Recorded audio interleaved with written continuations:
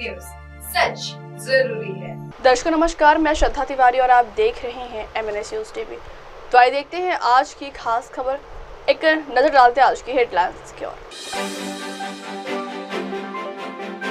जिन्ना जैसा है राहुल गांधी और संजय राउत का सवाल। जंतर मंतर प्रदर्शन पर JPC के चेयरमैन जगदम्बिका पाल ने उठाए सवाल। कांग्रेस ने पॉडकास्ट को लेकर PM मोदी पर साधा निशाना। तो आइए देखते हैं खबरें विस्तार से। जिन्ना जैसा है राहुल गांधी और संजय राउत। कांग्रेस के पूर्व नेता आचार्य प्रमोद कृष्णम ने राहुल गांधी और संजय राउत पर बड़ा हमला बोला है। उन्होंने कहा है कि 1947 में भारत को तोड़ने का एक ख्वाब मोहम्मद अली जिन्ना ने देखा था और उसी तरह का एक ख्वाब राहुल गांधी के साथ मिलकर संजय राउत देख रहे हैं। राहुल गांधी जी के साथ रहते रहते राहुल का जो राहु है वो उद्धव ठाकरे जी के परिवार और पार्टी पर आ गया है। प्रमोद कृष्णम ने कहा कि संजय राउत राहुल गांधी जी के साथ मिलकर इस देश को तोड़ने की साजिश कर रहे हैं, क्योंकि उन्हें पता है कि भारत की जनता उन्हें उनके इरादों को समझ चुकी है और अब उन्हें काफी समर्थन नहीं करेगी। वे चाहते हैं कि एक और पाकिस्तान बने और जो दूसरा पाकिस्तान बनेगा उसका प्रधानमंत्री राहुल गांधी को बनाना चाहते। 1947 में भारत को तोड़ने का एक ख्वाब मोहम्मद अली जिन्ना ने देखा था और उसी तरह का एक ख्वाब राहुल गांधी के साथ मिलके और संजय राउत देख रहे हैं। और राहुल गांधी जी के साथ रहते रहते राहुल गांधी जी का जो राहु है वो उद्धव ठाकरे जी के परिवार और पार्टी पे आ गया है। संजय राउत राहुल गांधी जी के साथ मिलकर इस देश को तोड़ने की साजिश कर रहे हैं, क्योंकि उन्हें लगता है कि इस भारत की जनता अब उनके मंसूबों को समझ चुकी है और उन्हें कभी समर्थन नहीं करेगी। इसलिए वो चाहते हैं कि एक और पाकिस्तान बन जाए और जो दूसरा पाकिस्तान बनेगा उसका प्रधानमंत्री वो राहुल गांधी को बनाना चाहते हैं। अगली खबर।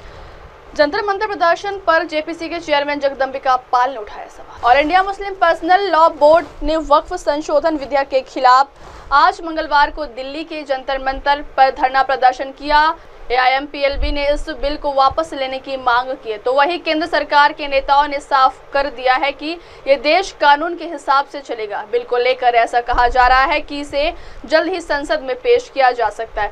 विरोध प्रदर्शन पर JPC के अध्यक्ष और BJP सांसद जगदम्बिका पाल ने कहा कि यह एक राजनीतिक विरोध है। इस तरह की धमकियां पहले भी कई बार मिल चुकी है। BJP सांसद जगदम्बिका पाल ने कहा कि अधिनियम अभी तक पेश भी नहीं किया गया है, हमने केवल अपनी 428 पन्नों की रिपोर्ट पेश की है। संशोधन विधेयक लाया गया है, विधेयक पारित होने के बाद उन्हें कुछ भी कहना चाहिए। AIMPLB, जमीयत उलमा-ए-हिंद, AIMIM या विपक्षी नेता किस आधार पर जंतर मंतर पर इकट्ठे हुए हैं? तौर से विरोध हो रहा है। अभी तो एक्ट भी नहीं आया, हमने अपनी रिपोर्ट 428 पेज की दी है, उसके आधार पे सरकार उसको अप्रूव करके सरकार उस पर अमेंडेड जो 44 संशोधन पहले थे, अब उसको जो हमने हमारी रिपोर्ट पे हमने 14 अमेंडमेंट्स किया, उसके आधार पे एक अमेंडेड बिल आएगा। उस बिल को पास होने के बाद इनको कोई बात कहनी चाहिए। इसका मतलब है कि बिल अभी आया भी नहीं, कानून बना भी नहीं। किस सवाल पे आज जंतर मंतर पे all India Muslim personal law board हो, जमायत उलमा हिंद हो या ओवैसी की पार्टी AIMIM हो या विपक्ष की पार्टियों को नेताओं को बुलाया जा रहा है? ये केवल सियासी तकरार है, लोगों के मन में गुमराह किया जा रहा है, सरकार के प्रति केवल एक विरोध करने के लिए कहा जा रहा है। अन्यथा ये कानून जो सरकार लेकर के आई थी और JPC को सुपुर्द हुआ था वो एक बेहतरी के लिए। लोग कह रहे हैं जंतर मंतर में बैठ के साहब हमारे अख्तियार DM को दे दिया जाएगा। कहीं नहीं DM को, अगर कोई डिस्प्यूट होगा वक्फ की प्रॉपर्टी के साथ और किसी का चाहे किसी सरकार के साथ या किसी और के साथ, अब DM को अधिकार नहीं होगा। DM से ऊपर चाहे कोई राज्य सरकार का सेक्रेटरी होगा, कमिश्नर होगा, और यहाँ तक कि ट्रिब्यूनल में अगर कोई एग्रीव्ड है तो उसको हाई कोर्ट सुप्रीम कोर्ट जाने का उसको अवसर मिलेगा और बेहतर कानून बनाया जा रहा है। इसके बाद भी मुझे तो आश्चर्य है कि किसी एक सवाल को तो बता दें कि इस हमारी रिपोर्ट में उनके हितों पे कुठाराघात होगा या हमने ऐसा कोई प्रावधान किया है जिस पे वो सवाल उठा करके देश को गुमराह कर रहे हैं कि साहब मस्जिद और खानका कब्रिस्तान ये चली जाएंगी, ये केवल देश को झूठ फैलाना है। जी सब वक्त प्रॉपर्टी को लेकिन वो लोग इनसिक्योर हैं। उनका कहना है कि हमारी जमीनों को जबरदस्ती छीना जा रहा है और खासकर जो है हमारी जो रिलीजियस प्लेसेस हैं उनको छेड़ा जा रहा है, और साथ ही ये भी है कि किस तरह से हम लोग को जो है दबाया जा रहा है। और उन्होंने बोला अगर हमारी मांगे नहीं पूरी होती हैं तो शाहीन बाग या जो और प्रोटेस्ट हुई है सीए को लेकर इस तरह की प्रोटेस्ट की जाएगी। देखिए, वक्फ की जमीनों को कोई छीनने नहीं जा रहा है। वक्फ की जमीन को तो अगर कहीं खुर्द-बुर्द किया जा रहा है, बेचा जा रहा है, तो उनके मुतवल्लियों के द्वारा। क्या कहीं सरकार ने वक्फ की जमीन को बेचा है? किसी हिंदू ने बेचा है? अगर कहीं भी कोई खुर्द-बुर्द हो रहा है, कोई अगर उसको डिस्पोज किया जा रहा है, तो वही मुतवल्ली, वही केयरटेकर, वही वक्फ बोर्ड से जुड़े हुए लोग हैं। आज ये अगर अमेंडमेंट आ रहा है तो इस बेहतरी के लिए आ रहा है कि अब वक्फ की प्रॉपर्टी को कोई बेच नहीं पाएगा, वो रजिस्टर्ड होगी, वामसी पोर्टल पे होगा, उसका लाभ गरीब, पसमानदा बच्चों, अनाथ, विधवाओं को मिले। और ये कहना कि अगर ये कानून पास हो गया तो शाहीन बाग बना देंगे, इस तरह की धमकियां तो पहले भी आई। जब आर्टिकल 370 35A हो रहा था तो ऐसी धमकियां आ रही थी कि जम्मू कश्मीर में खून की नदियां बह जाएंगी। लेकिन आज दुनिया का सबसे फेवरेट डेस्टिनेशन हो गया जब गृह मंत्री जी लेकर के सदन में आए थे और पास हुआ मोदी जी के नेतृत्व में। आपने देखा कि 3 तलाक था, उस समय भी इसी तरह जंतर मंतर पे विरोध हो रहा था, यही लोग थे। और आज अल्पसंख्यक महिलाएं आज उसका किस तरीके से सिक्योर हुई हैं।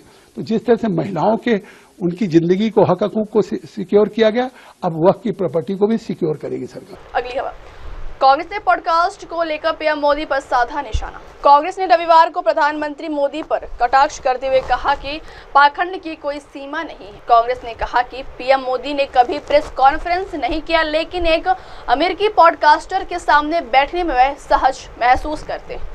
बता दें कि अमेरिका के पॉडकास्टर और कंप्यूटर वैज्ञानिक लेक्स फ्रीडमैन के साथ 3 घंटे से ज्यादा समय तक चले पॉडकास्ट में पीएम मोदी ने विदेश मामलों के कई मुद्दों पर खुलकर बात की और अपनी जीवन यात्रा के विभिन्न पहलुओं पर चर्चा की।